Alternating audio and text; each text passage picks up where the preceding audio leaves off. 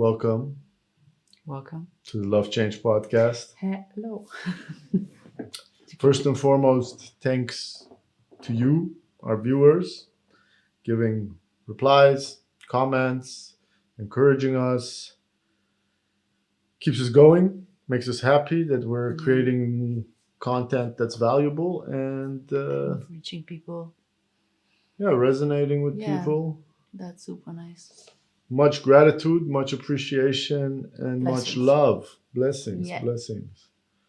Today, I'm going to talk about food, I want to say. It But is kind of related. yeah, it's changing your diet. Our lovely Kay is going to sneak in some commercials, so you know, because she does a lot of stuff with food. The true foodie. The true foodie. A lot of us go through changes. A big part of change is also your diet. I feel like as a human being, you might have a couple of favorite dishes, but some things that you used to like binge eat back in the day, you cannot touch these days. And it's almost like your diet not only changes with the seasons, but also with your age. Mm-hmm. And of course, with the level of wisdom and awareness that you have about how this organism that you're living in functions. Yeah, and also vice versa. I feel not only changes your diet, have the diet the ability to change your body, but also your mind, your character. It has a huge influence on that as well. Okay. You are what you eat. Definitely, yeah. Sadhguru is So- always nice about it. Yeah. Like if you eat a banana, You become banana. the banana becomes you. So are you a banana? I would love to be a banana. Yeah. Life would be simple. Yeah. Monkey life. Monkey life. True. All right. Cool. Thanks for tuning in today. Let's get to it. Lovely. Do you want to kick it off? Yeah, I'd love to. Hit me. Yes, I will. How was your experience changing to a vegan diet? Because that will also happen before I met you, that you have been already vegan. How was What that? was my experience? A lot of resistance from my mom.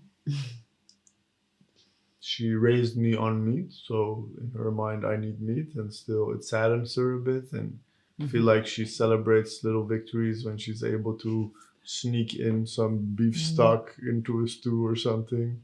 Yeah, also little meat pieces and something, and you eat it because it's just like a childhood memory. I am not an ethical vegan. I'm sorry for the little rabbits and chickens and cows, but I have seen the butchering of chickens and lambs. I've done it. It's gross. It's definitely not something that I would be willing to do every day to eat a piece of meat. That's why I also don't eat a piece of meat every day. Biggest reason I did it was after I broke my leg, the wound got infected.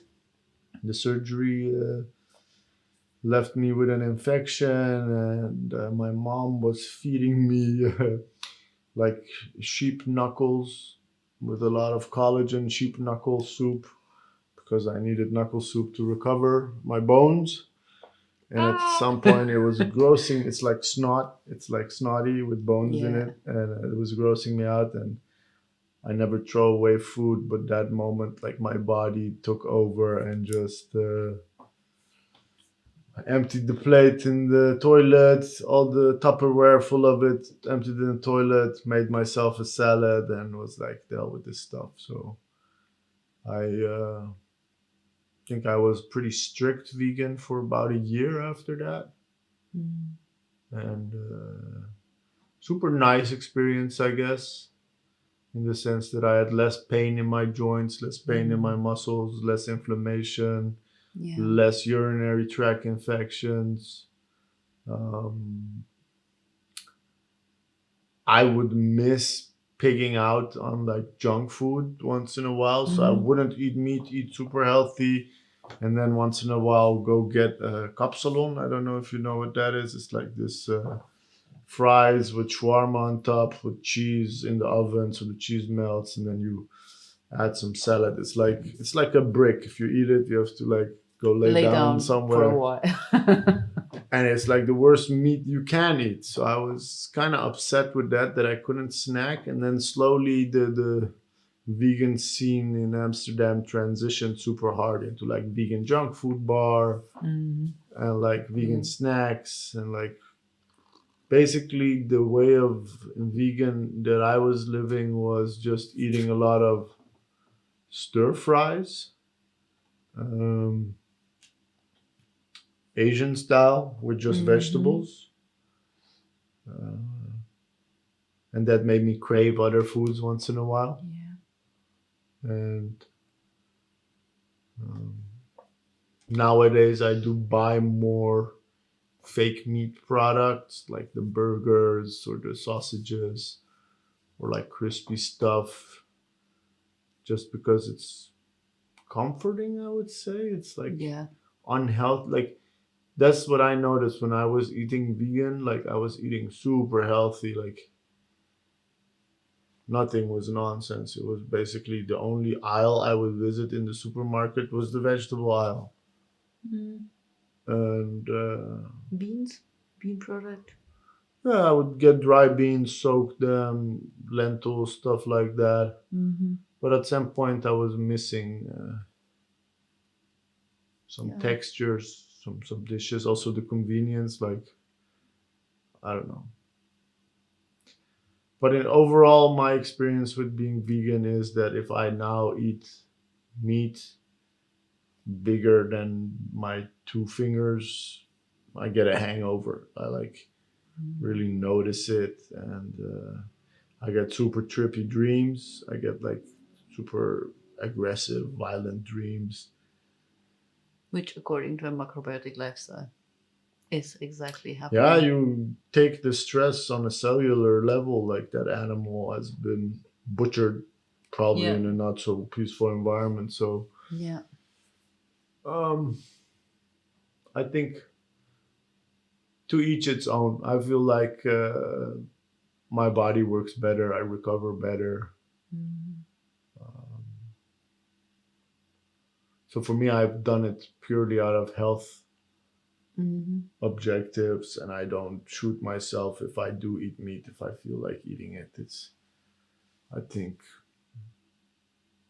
pushed my consumption of meat of, let's say I would eat meat 5 times a week. Oh wow, that much.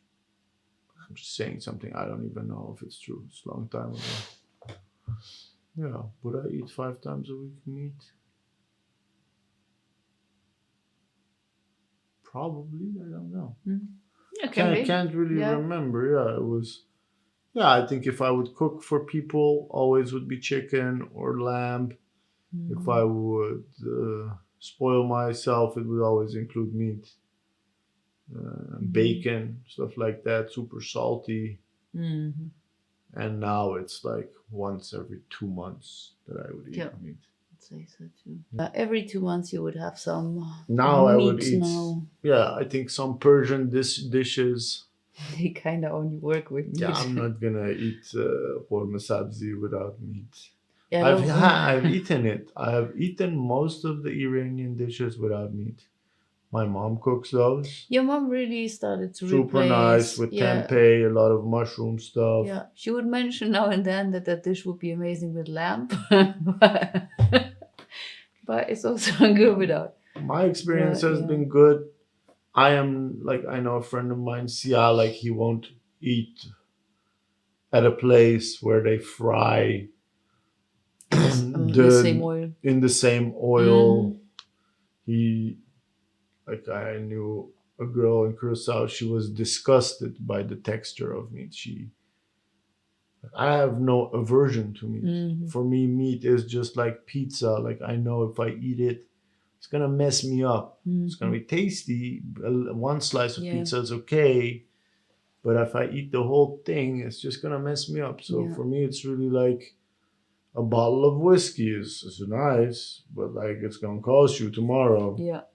Yeah. Tomorrow is still a day you're gonna wake up and you'll be like, Yeah, so I personally am amazed by how much the body can take. mm-hmm. I don't think the human body is designed to be vegan.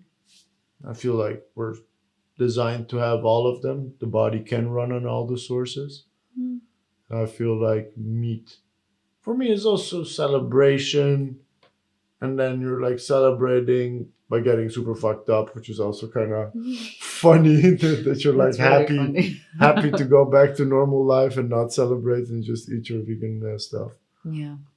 Yeah, I myself, I'm more the ethical side. Mhm. I think as a kid, I was always a bit disgusted by meat textures. Like my parents would like make me eat liver, chicken hearts, and before I could understand what it was. And at some point, I started to ask questions, and when I really found out it's a chicken heart that I'm chewing on, the texture is amazing. That's what I get excited about. But when I found out it's a chicken heart, I was just like, no way. Like, this is not happening. This is just really gross. And I didn't touch it for a long, long time. And yeah, at some point, I think I was educating myself about that part, watching documentaries and really thinking about it and being like, it's a pretty simple equation for me saying, I don't want to eat when I cannot kill. So I have a fishing license. That's why now and then we have fish. I'm also not a full vegan person, but that's something that I can manage. Like I killed a couple of fishes in my life and I'd be fine with doing it still. But killing an animal, absolutely not happening. And yeah, I think that's all about it. And I myself, I believe that we are not necessarily made to eat meat because if you look back, it was just like, it was really a feast. When there was an animal hunted, it was a feast. Other than that, it would be grains and berries and nuts and whatever was available. So, and people also like would have big breaks of non-food. So that's why for me, intermittent fasting, for example, which we're going to talk about later, is falling into place and really making sense for the body to process everything, clean everything up, and be ready for the next. What's that face? Yeah, we're gonna talk about intermittent fasting. Yeah, I think so. Okay. So yeah, my next question to you: do you have a stress eating pattern, and how do you deal with that?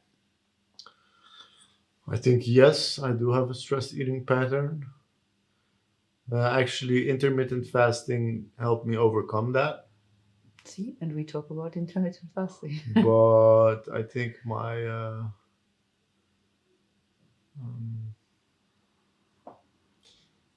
yeah, usually if I have had like I don't smoke, I don't drink. Uh, if I am stressed out and I want to like not deal with that, then I munch chips. Crunch. Yeah, crunch. Stuff has to crunch a lot. Like I cannot just eat. I cannot open a bag of chips and Put it away halfway. it just has to go empty. It's like there's like this. You lose the crunch. If you don't eat it now, you lose the crunch. You should also not breathe too much while you're eating it.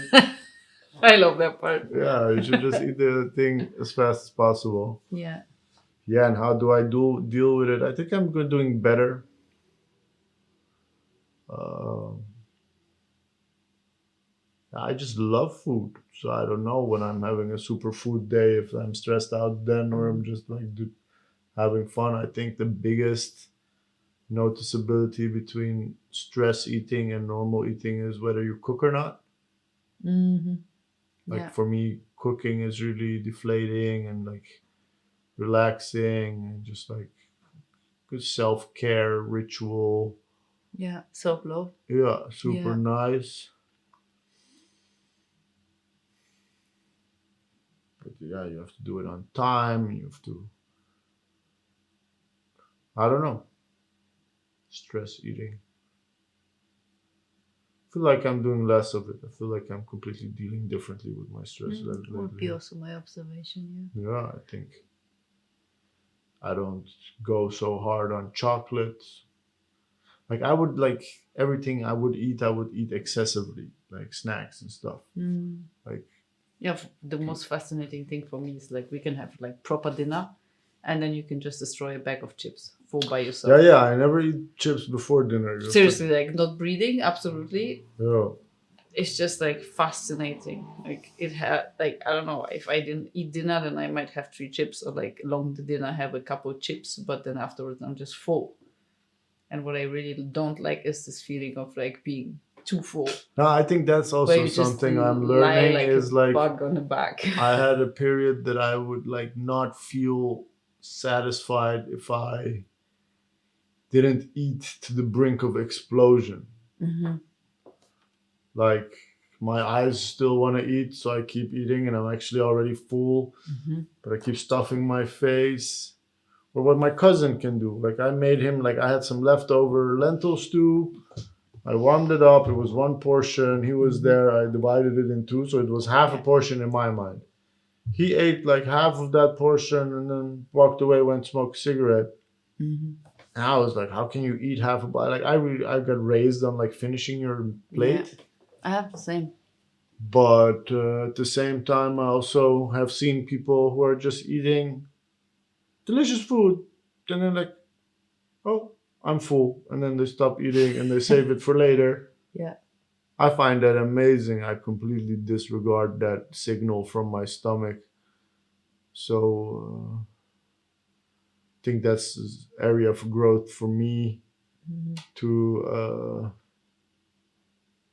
be satisfied with, okay, did I consume enough? Am I okay? And that it's also still available and going to come back. I think What does this say? that's what I think it's an Iranian thing. Yeah, it is an Iranian thing. Yeah. If you're full, if you ate too much, you have to It's my eat some favorite. fruit to push it down, and then you have to eat some sweets, some 40 shirini. 40 bites. Yeah, the overeating is definitely an Iranian ritual. Like you have to. Listen, people, please. Yeah, you have to have trouble breathing, otherwise you didn't eat enough. Or like people, like you're visiting people. Imagine you're having dinner with people, and then the host says, "You didn't eat anything. I cooked all this food. You didn't eat anything. Let me put some on your plate." And then you just finished eating. You finish your plate, struggling to finish your plate. Yeah, I appreciate that. It's definitely a culture thing. Like if I think of French people or Kurdish and Iraqi people, friends of my mom, they cook the whole day just like us. We're cooking a whole day. Like people are in the kitchen making the stews. You have to fry it and cook it and boil it and this, that, 3-4 hours. And then we sit down and like it's like a stopwatch goes off. Because but the truth is, if you do not eat fast enough, you cannot eat that much. Exactly. You just cannot. Yeah, because your body is like, say, hey man, I'm full, leave me "Finito." alone. So like before the signals from your stomach can reach your brain, you just push it to the limit. Push it completely, destroy it, and then Yeah. you're just like comatose, and you have to like drink black tea and then some sugar to keep your blood pressure on level. It's like it's almost like a drug party with uppers and downers. It's just like, and we also like in Iran, lunch is a warm meal, and lunch is also you eat and you sleep. And dinner is like you leave 11 in the evening. You eat super buttery, oily, and then you sleep. Wow. So yeah, God bless diabetes and heart attacks. I don't know. Cholesterol. That part of me, I really notice I cannot feel satisfied if I just eat a plate and be like, yes, this was enough nutritions. And I think if I would put a plate of steamed veggies in front of you, you'd be like, no thanks. no, eat it. And I'll eat Yeah, something but else. you would add some butter on it. That No, would be like I eat plenty steamed stuff, not oily stuff. But But I have had the an effect protein on and your bag oil of- usage. Yeah. You used to use zero, Super little and now oil. you're using Yeah. more. But coming back, this is still not the story that was told the full way. I feel that needs to be shared. If you come to someone you invited for food and you say, hey, I just ate, 40 bites can go into your body. That's the thing she's 40 saying. bites. Insulting the cook. Insulting the cook. In Iran, if you do not stuff your face, you're insulting the chef. Yeah, but still, people, 40 bites. I'm saying good luck with that. I don't It's know how insane. to. I'm very curious. I remember when we spoke about going to Iran, you said usually when you just board off the plane, you already gained 3 kilos. Really looking forward to that trip. It's gonna be fun. So yeah, No. my last question, not necessarily diet related, but still a very good one. What's your favorite food from your childhood, and what memories do you connect with it? I think food is really something that is so emotional and so, yeah, wired into a certain memory within our family and moments where we would have that food. So I was curious. I think anything that comes off of fire. I think the fondest memories I have is going to the mountains with my cousins or family. The Iran picnic is a big thing. So you just pack your dry rice and cans of tuna, and you have dry tea and a pot, and you walk into the mountains. You find some water source. You cook there, That's and so nice. like we say, chai dudi, which means smoked tea, or like berenj dudi, which means smoky rice. Anything that you cook on fire is gonna be smoky. That's why I love barbecue also. I just like I cannot deal with your fancy Weber with the gas. It's like where's the smoke, you know? It's just like the stove, but then outside. No, thank you. Yeah, so for me, I think the element of fire, uh,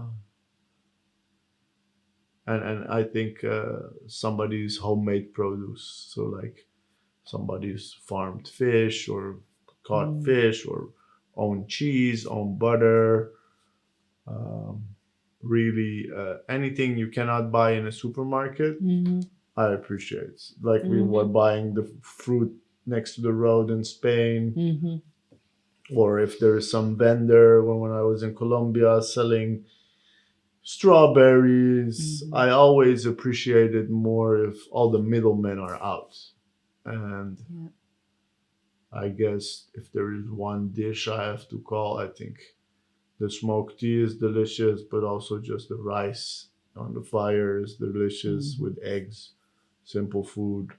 My favorite Iranian dish is ghormeh sabzi. It's with a lot of herbs and vegetables and meat and kidney beans or tahdig. I just love food. I don't I like. I remember Don't when discriminate. I remember when I was little. My biggest fantasy was that I would have a super big house with plenty of pools, and in each pool would be one of the stews that I like. So I would have a pool full of ghormeh sabzi. I would have a pool full of qeymeh. I could imagine myself walking around with my hands in my pockets, smelling all these big pools of food. I know it's disgusting. You cannot swim in it, but just like Oh, the whole pool would be filled with all that. of it, like I want Oh, it's not like the station where you can eat. endless supply Okay, of okay. like food, these stews, like That's a cute idea. I was a kid showing up, but I think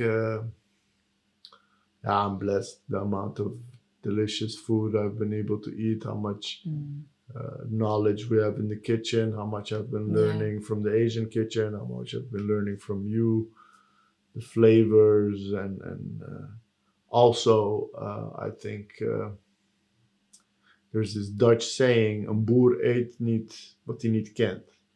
So if a farmer will not eat what he doesn't know. Never understood those people. Does I'm not sorry. like how can you live your whole life eating potatoes, veggies, and beans always cooked in the or meat cooked in the same manner? It's just like such a catastrophe. Yeah, but also like people like when I was in Indonesia, I would meet people from Germany having their own Nutella jar in their backpack because they were like, I cannot deal with the kitchen here. And I go, why are you traveling? Why bother? So they would order just pancakes because that was the most European thing, and then put tons of Nutella on it. Yeah, this stuff. It's just like, I feel food is so much connection to understand the culture, understand people, the country, and everything. People are just afraid of a bad experience. I remember my friend Navid in Yeah, Curacao. He like you have a lot of food stalls there, many different cultures. You can get so many types of food, and I think he ate something that went bad. Like he had trouble with his stomach. So he was like, "Yeah, finally, I'm starting to understand these Americans that are always happy when they see a McDonald's because you just know it's clean and it's good food that you like and you know." So this, some people might eat Indian food one time and it will upset their stomach, and that's the last time they'll eat it because they're like, "Cannot trust this stuff." Yeah. While, yeah, I think like the touch and connection. I remember when we moved to Holland. Beginning, we were at the market. We would always do groceries on the market on Saturday. It was cheapest with my mom. First, we would walk around, inspect all the produce, check the prices, know where to get the apples, where to get the oranges, where to get this, where to get that. And there was a bread stall. My mom grabbed one of the breads and smelled it to smell if it's nice bread, it's fresh bread. And the guy was like, "No, you touched it, you smelled it, you have to buy it." It was like, she was so pissed because she didn't want it. She was like, "This is bullshit bread. I don't want to eat it." Yeah. Yeah, the Wow. the tasting, like if you look at all these cooking shows on Netflix and whatever, like the chefs, they go out, they inspect their produce, they know to check how it's fresh. If it's really good, then it's something you can be proud of, etc. I feel like all that stuff has been like cut short with supermarkets and standardization. And Yeah. I myself love doing groceries on the market because also less packaging. Yeah. And more seasonal. Yeah, that's why I love our Turkish shop so much. Yeah, and I guess the reason I bring this up is that everywhere I've traveled, I've tried so many things that I'd never eaten before. And yeah, sometimes you start missing your food. Yeah. Which is fine. Yeah.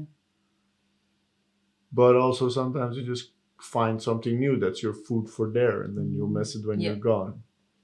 Yeah, I would usually, wherever I would go, I would just really know the city along the places where I could get my supply of food, which is really funny. Yeah, true. Yeah. A little hello back to my old hometown. Yeah, you're getting Yeah, someone tuned in from Reutlingen. So Reutlingen in yeah, the house.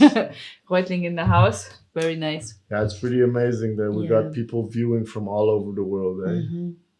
Yeah, we started off with thanking our fans and people watching. Yeah. Thanks to you guys. We keep doing this stuff. Keep growing the audience. Absolutely. Keep sharing the Love Change podcast. Sharing the Love Change podcast. Woo. Yeah. Woo.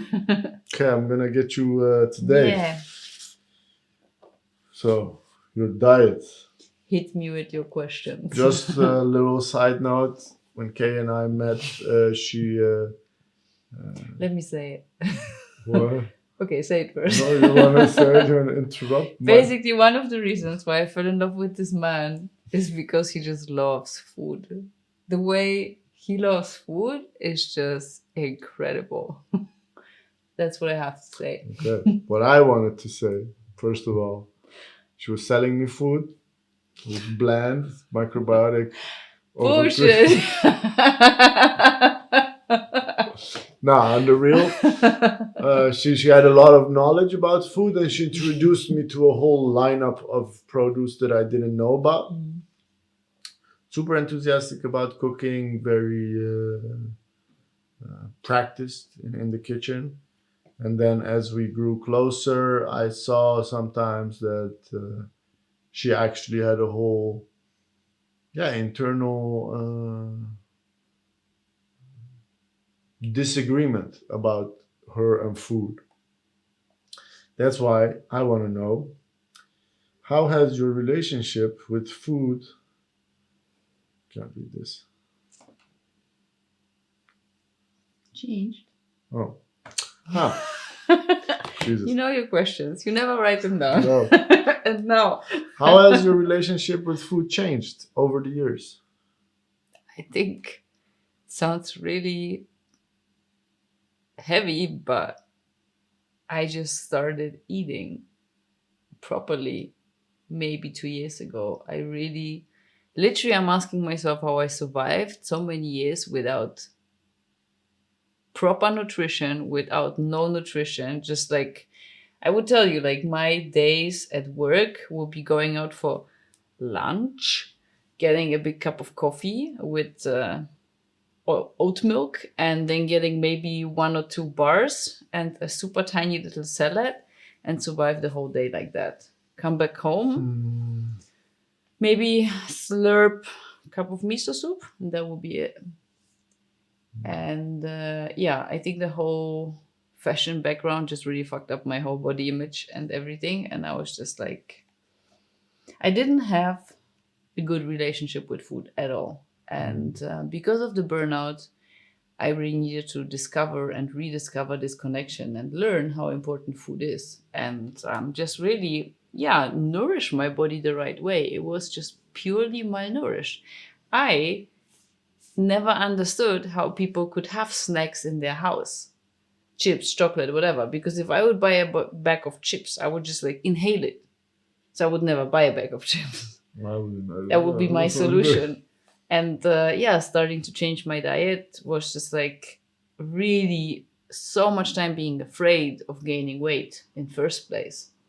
So that was also super crazy to get my head around that. And yeah, it takes time, definitely. And also in the beginning, I gained weight, I lost weight. Your body is pretty intelligent if you really intuitively eat and listen to it, what it needs.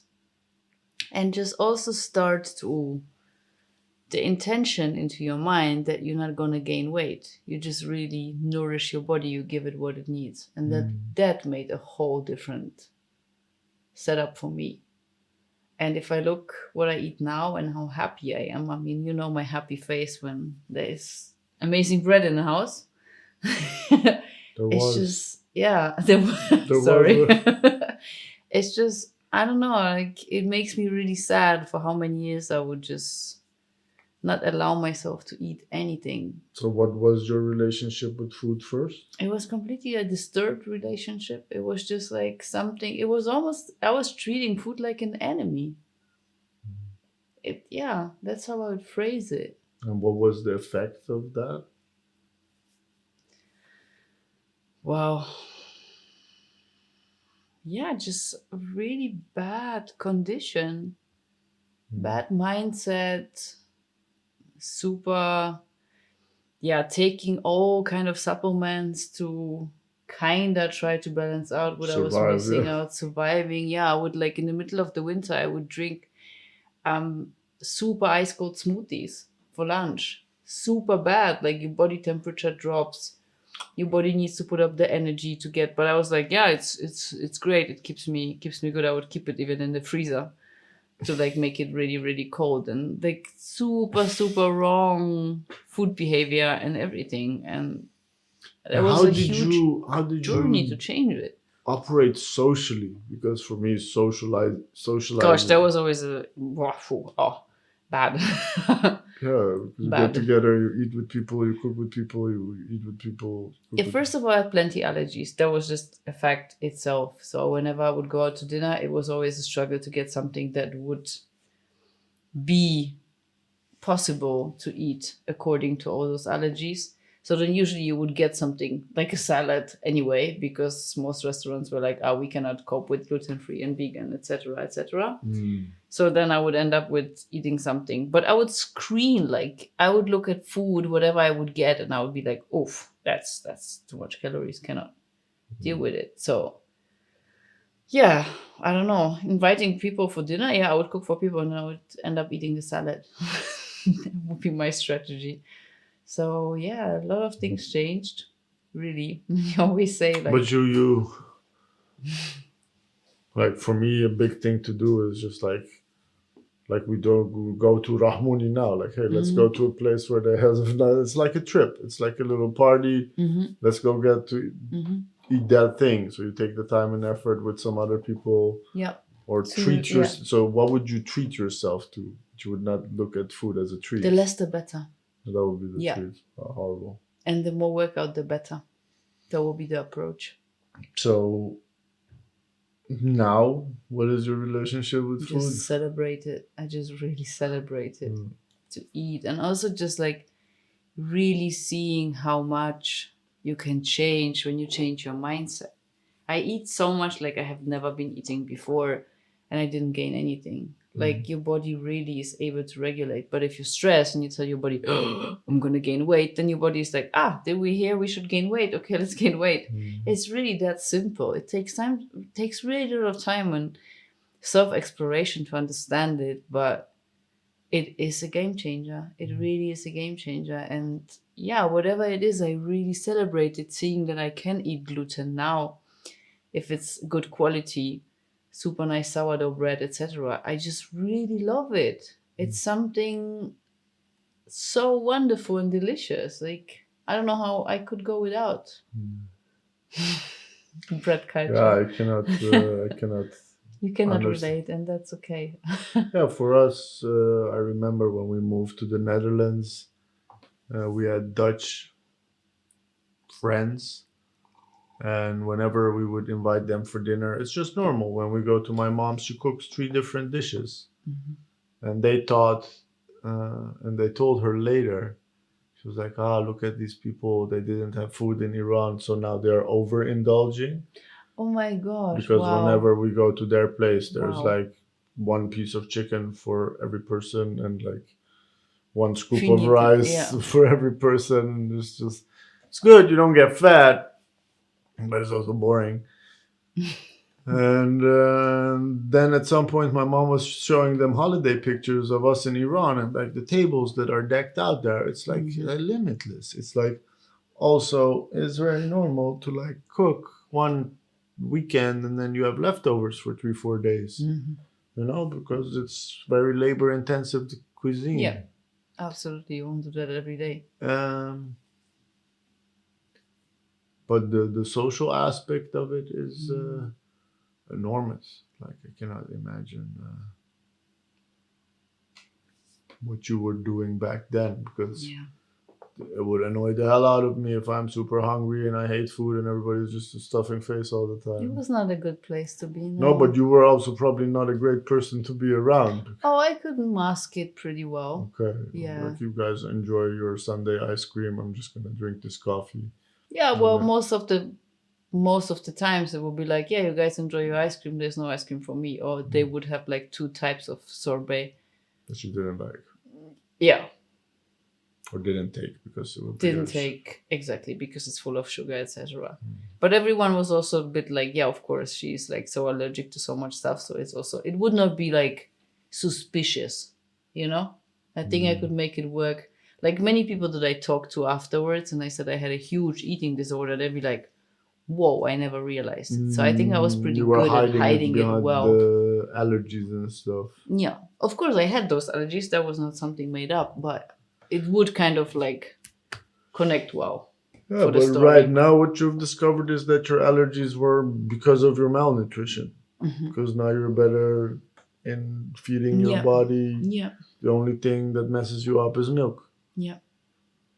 Which is normal. Some people have it more than others. Yeah, and I had it already since forever, so that's also no surprise. So how did your self-image affect your diet? Yeah, it's a pretty interesting question. It was really, I don't know, I would never be happy or content with my self-image and reflect that on my diet and then reflect that back on my self-image. I don't remember a day going to bed and being like, oh yeah, you feel really confident and good in your body, comfortable in your body, and you also ate according to that. And then because I ate just like no nutritional value, I would wake up the next morning and be super sluggish and just like feeling shit. But I would not understand that this is like feeding each other. The result of not eating. It's like a vicious cycle of 2 things that just like connect to each other. So that's really strange. And yeah, especially seeing it now, I'm like, you know, like, for example, eating carbs, eating grains, it is fuel for your body. It really gives you the strength. Like if you have put me on a bike 3 years ago, I would probably not be able to cycle anywhere because I would not have the stamina. And now I just have strong legs because I eat all those grains. And this is the fuel for your body, but also the fuel for your whole metabolism to work. I didn't understand that. And what age did that start to become a thing? the whole eating disorder. Yeah, Or- that you wouldn't like be like, oh, this is too much calories, cannot eat this. I think it finally started when I was studying and I went for my abroad internship to New York. And that's what I had for the first time emotional eating. Because I was really not happy in the place I was living. It was like a women's house that I was staying at. Small room, like, I don't know, if 2 times 3 meters, 6 square meter space, looking out of my window on the wall of the next house. I would call my friend in the morning and be like, what's the weather like? To know what to dress like. And that was the first time in my life where I started to really eat emotionally. So I would go in the evening to Starbucks, get myself a tea to like have something warm because I also couldn't have a kettle in the room, etc. And then in a grocery store, get a bag of crisps, of chips, of something to eat. And I would like really destroy the whole bag every evening. So that was your dinner? Also, but then I would come back and really I really gained some weight, as everyone does that goes to the US. Usually I think I gained, I don't know, maybe 8 kilos or something. And then within like literally no time I lost way more than that. So that's why I was on the verge of like being slightly anorexic. Like friends of mine would be like, look at your arms, they're just like skinny, way too skinny for who you are and how you build. And I think that's why it started. That's why I was really watching my diet and watching what I was eating and like seeing the effect of calories, less calories, more calories. Yeah, and then the whole fashion saga work setup didn't really help to make that better because also when you're a woman, you're getting older, you just like, you see all those super young girlies jumping around being so skinny and just like bad. But yeah, it doesn't give you a healthy image in your head what it should be like. So I think that's kind of where it was born. Yeah, I find it interesting. I remember when I was trying to open your eyes about how healthy and little you eat, showing you all those obese programs to collect how much people can eat in a day and what you need to eat to get super fat. Like you're like, no banana in the evening is calorie. Like, ain't nobody gonna get fat on bananas. Like you gotta really eat Snickers and Twix around the clock. Crap. Super for fast food and weeks shit. on end to gain weight. I need to lose some bacon. I always have a little more bacon than I like on my belly. But I do not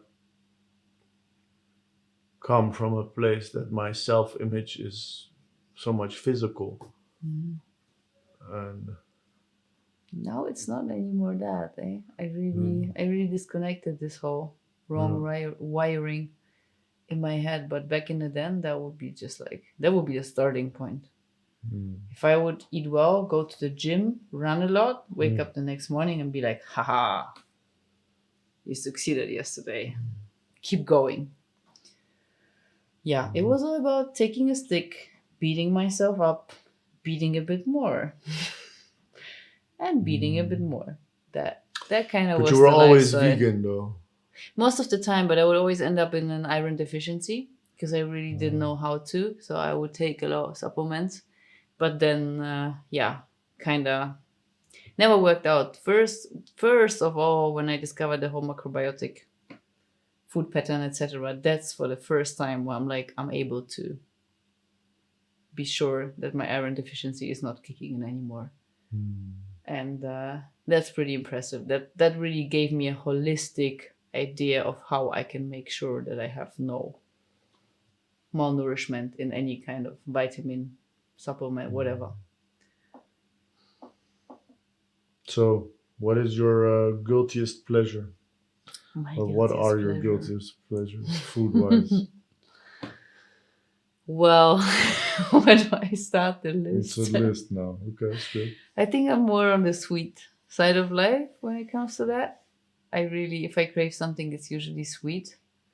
And yeah, I can spend some time in the kitchen to create stuff. Like, I didn't manage to make any ice cream this summer, but if I would have time, I'd be like making dough, freezing the dough, then making ice cream with like super nice herbs and spices, and then rasp the dough into the ice cream to have like a cookie dough ice cream. Cool. That will be one of the things. It's pretty good. Yeah, also make my own chocolate pralines, make snacks. Hot chocolate is really pretty addicted to hot chocolate. I think that's obvious. That's pretty high on the list. Pretty high on this. Creaminess. Everything needs to be creamy. Really creamy. Hot Think- chocolate and creaminess. I think also this sour cream, this Oatly sour cream. Yeah, that's kind of a child memory. Like when we have a sourdough and then I get the oat. It's like an oat cream, sour cream, oat cream. That on bread with some salt and the bread slightly toasted. Heaven on earth. But that's really like when I was little, we would go to the market, we would get some proper bread and this heavy cream where you like put your knife in, it would just stand. Freezing cold winters, go back home, get into a warm house, get a super thick slice of bread, get super thick heavy cream on it, salt, like really thick grainy salt, and eat that. So that would be really my childhood memory, and I just love that. Are you feel guilty for eating No. that? No. So what is your guilty pleasure? I don't know. I think if I eat late, that's something that I regret the next day, because really my digestion doesn't work very well if I eat late. My stomach is definitely one of my weakest organs. So that's something I have to watch. And if I don't know, if I like eat too little for dinner and then at 11, 12, I'm super hungry and then I snack and then I eat oily stuff, for example, like bag of chips for me, not good. Really, I feel it clogs my system. It doesn't do any good.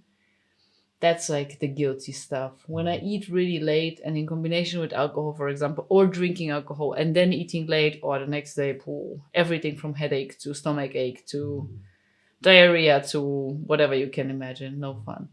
So that's kind of the package. No.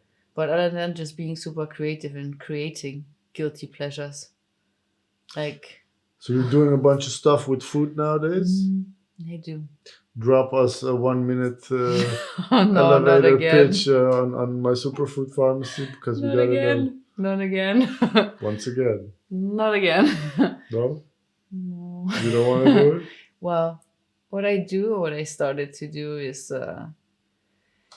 giving consultations to people and educating people and advising them on how to change their food because of health issues, problems, whatever, fatigue, not being your best self. That's how the whole story started. And because, of course, I had the experience and I had the curiosity to know more, to study, to investigate and learn more, especially about superfoods, because that's what I believe is really important nowadays.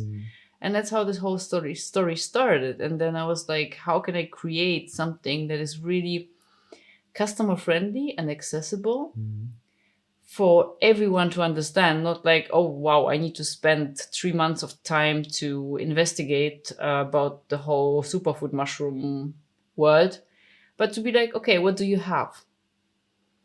I have fatigue in the afternoon. I really have a dip and I sleep also bad.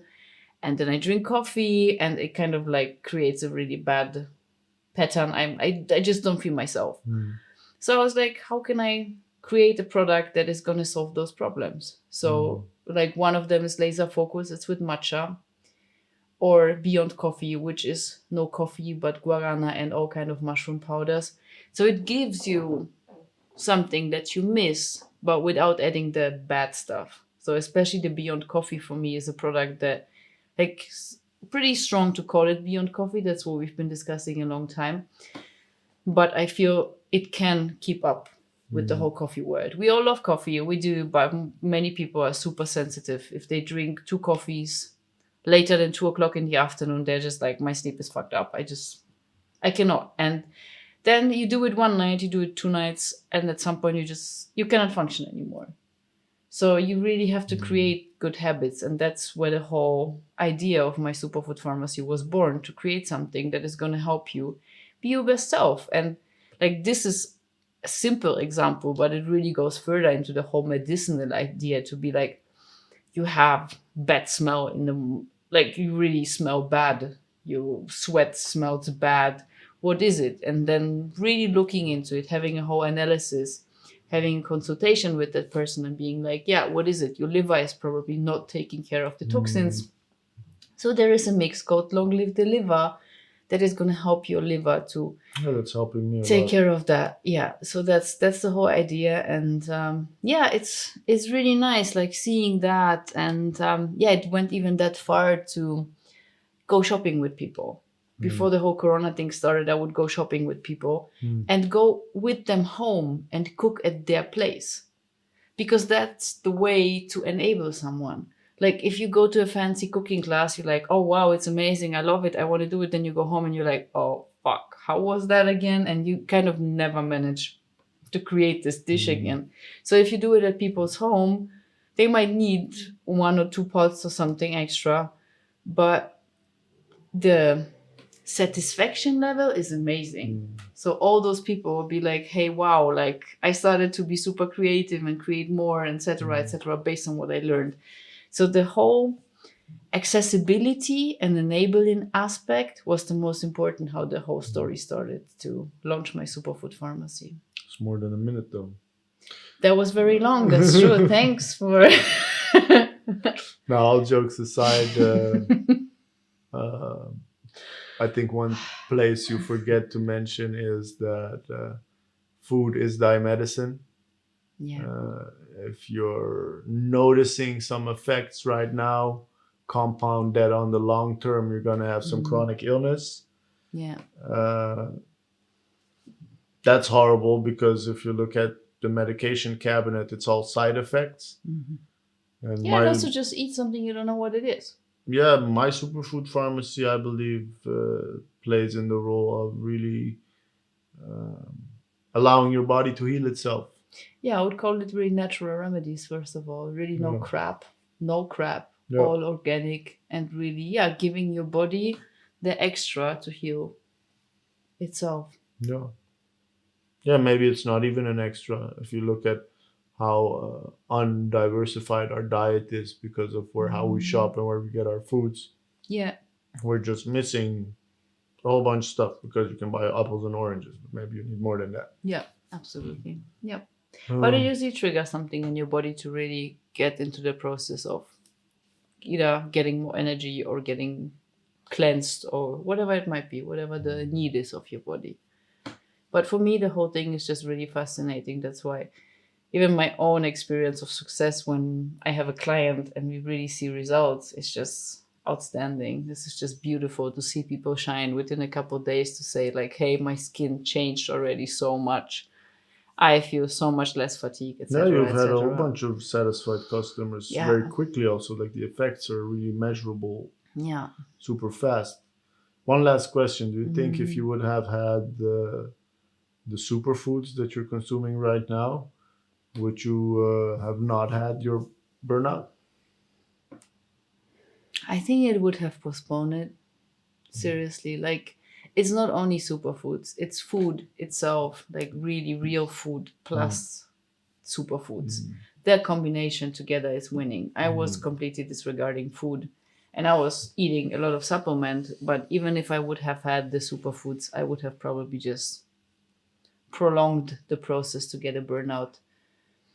But you just can't. At some point, you just cannot sustain. Why would you still get a burnout? Because there was like, how much malnutrition can your body take? You know, like if you don't eat any real vitamin C, any real grains, any real greens, anything that is season related also, your body completely disconnects. Your body So just you like think the doesn't. reason for your burnout was pure dietary? No, the whole stress package and in connection with diet. My body was just getting worse and worse and worse. That would stress me more because I would push myself more and beat myself more up. And then the whole stress would get more into me.